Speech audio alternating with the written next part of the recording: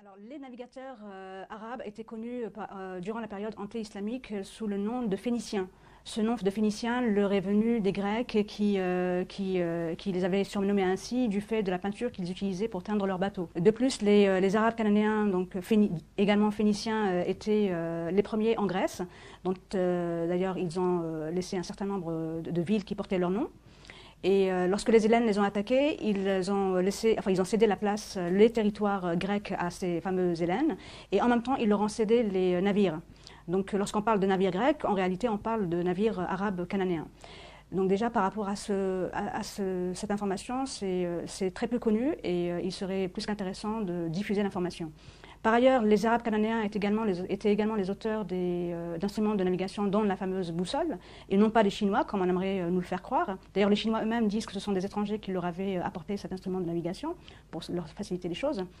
Et l'information est par ailleurs demeurée inconnue du fait de tout ce que ça pouvait apporter au niveau commercial pour les Arabes. Et en ce qui concerne la période islamique, dès le 1er siècle de l'Hégire, dès d'ailleurs la période omeyyade, les Arabes, et plus particulièrement le calife omeyyade Muawiyah anhu, a fait en sorte de développer la flotte maritime musulmane de manière à reprendre les positions en fait, qu'occupaient les Arabes avant les Byzantins. Donc non seulement ils ont repris la mer Méditerranée aux Byzantins et qui appelait cette mer Mare Nostrum, mais de plus ils ont également été bien au-delà de ce qu'on pouvait imaginer, c'est-à-dire bien au-delà de la Méditerranée. Et en ce qui concerne également leur connaissance, ce sont les Arabes qui ont inventé la fameuse voile latine, qui a permis aux Portugais de naviguer par la suite sans que leur bateau coule dans l'océan Indien. Parce qu'il faut savoir que Vasco de Gama et les Portugais avec lui étaient incapables de naviguer dans l'océan Indien. Et ils ont dû faire appel à Ibn Majid, qui était un amiral du sultanat d'Oman, qui leur a donc enseigné comment naviguer sur l'océan Indien et qui de plus leur a permis également d'utiliser ces fameuses voiles triangulaires, appelées voiles latines, mais qui sont en réalité des voiles purement arabes. Donc les arabo-musulmans étaient présents sur le continent américain dès le 1er siècle de l'Hégire. Cela a été attesté par les découvertes archéologiques qui ont été faites par exemple en Californie et au Nevada. En Californie, le nom de Isa ibn Maryam y a été retrouvé écrit en lettres koufiques, c'est-à-dire originaire de Koufa en Irak, une ville qui a été fondée au 1er siècle de l'Hégire par Omar ibn Khattab radiallahu anhu. Et en ce qui concerne l'État du Nevada, on y a retrouvé le nom de Rasulullah sallallahu alayhi wa sallam écrit en caractères koufiques, donc qui ont permis aux chercheurs américains de Harvard et de Californie de dater la présence des arabo-musulmans comme remontant au 1er siècle de l'Hégire, c'est-à-dire entre 650 et 700 de l'ère chrétienne. Par ailleurs, un certain nombre également de navires, d'épaves de navires ont été retrouvés au large du Honduras et du Venezuela. Dans ces navires, il y avait des pièces de monnaie qui dataient de plusieurs siècles avant Christophe Colomb. De plus, 150 ans avant la fameuse découverte de l'Amérique par Christophe Colomb, qui vivait dans un monastère au sud de l'Espagne, à Palos de la Frontera, vivait un moine franciscain qui a effectué un voyage en 1350 environ, de l'ère donc chrétienne, en compagnie des Arabes du Maghreb vers les îles Caraïbes. Et à la suite de son voyage, il a écrit un livre qui s'appelle El Libro del Descubrimiento, le livre de la découverte, qui se trouve actuellement à la Bibliothèque nationale de Madrid, qu'on ne peut pas consulter, mais dont une copie scannée a été heureusement mise à la disposition des chercheurs sur des sites tels archive.org. Et il y a également un certain nombre de données, dont celles qui avaient été retrouvées dans les textes chinois, qui datent de 1178 et 1225, qui permettent également aux chercheurs et à toute personne qui souhaite avoir un accès direct à l'histoire et non pas revu et corrigé ou falsifié selon le point de vue à partir duquel on se place, pour donner des informations erronées ou des informations qui sont totalement justes sur la présence justement des Arabes en Amérique et sur les voyages qui étaient effectués par les Arabes sur le continent américain.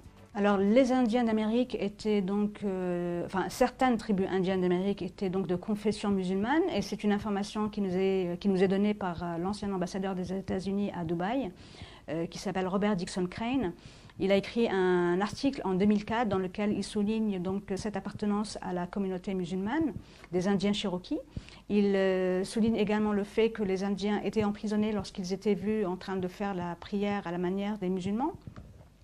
Ils jeûnaient durant le mois de Ramadan et ils ont même instauré dans l'Indiana, donc au nord des États-Unis, sur les terres du grand oncle de l'ambassadeur américain, donc un lieu dans lequel ils pratiquaient le pèlerinage, ou du moins symboliquement ils reprenaient le tawaf sur le continent américain parce qu'ils ne pouvaient pas se déplacer vers la péninsule arabique.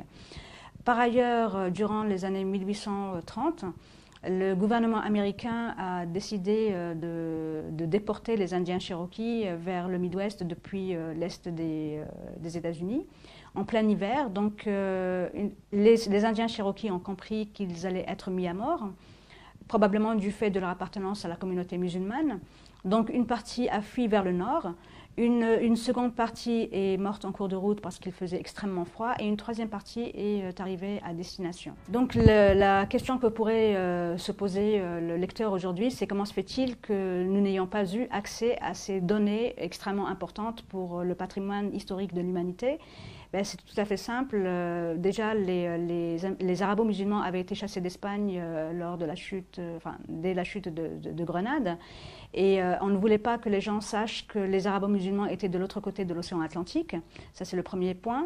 Le deuxième point, les chercheurs américains, entre autres, ont essayé de dévoiler cette information au grand public. Ils ont été menacés par les milieux académiques d'être licenciés et même les robinets financiers fermés si jamais ils dévoilaient la moindre information par rapport à cela. Donc ceux qui ont tout de même forcé ce blocus historique sont de grands universitaires intègres qui sont originaires de l'université de Harvard, du Smithsonian. Ils sont américains, anglais, allemands, espagnols, chinois, sud-africains, indiens. Ils sont vraiment de différentes origines. Mais en ce qui concerne les Américains, il y avait Cyrus Gordon, qui était un savant, linguiste et spécialiste d'archéologie. Il y avait également Barry Feld de Harvard, qui lui a été à la source de la découverte donc, du nom de Muhammad Nabiullah, écrit en lettres koufiques dans l'état du Nevada. Et un certain nombre d'autres, tels Alexander von Bütow, qui est allemand, et qui a justement consacré le premier chapitre de son livre à cette dictature qui régnait dans le milieu universitaire américain, entre autres. Par ailleurs, et pour conclure, le cinéma américain nous a habitués à voir des Indiens à demi nus avec des plumes sur la tête dans leurs films western. Et il s'est avéré, à travers mes recherches, que les Indiens d'Amérique étaient loin d'être à moitié nus, avec tous des plumes sur la tête. Ils portaient des djellabas, comme vous pouvez d'ailleurs le voir sur cette photo, ainsi que des turbans qui soulignaient leur appartenance ethnique arabo-musulmane.